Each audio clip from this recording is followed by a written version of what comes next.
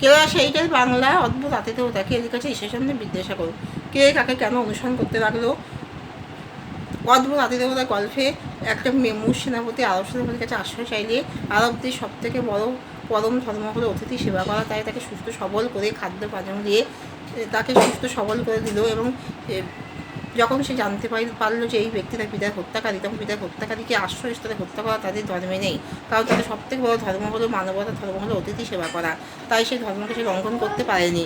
এমনকি সে যাতে সুস্থভাবে সেখান থেকে বিদায় নিতে পারে তার জন্য তাকে সুস্থ সবল ঘোড়া দিয়ে তাকে পালাতে সাহায্য করেছিল। পরে সে বলল যে সে তার পিতৃহত্যার প্রতিশোধ নেওয়ার জন্য সূর্যোদয়ের পরেই বেরোবে।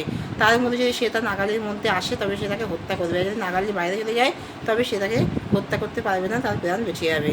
তাই সে তাকে সূর্যোদয়ের পরে সে তার পিছনে অনুসরণ করতে লাগলো। তো আরব সেনাপতি মুস সেনাপতির পিছনে অনুসরণ করতে লাগলো। তোমরা সবাই লাইক অ্যান্ড সাবস্ক্রাইবটা দিয়ে দাও।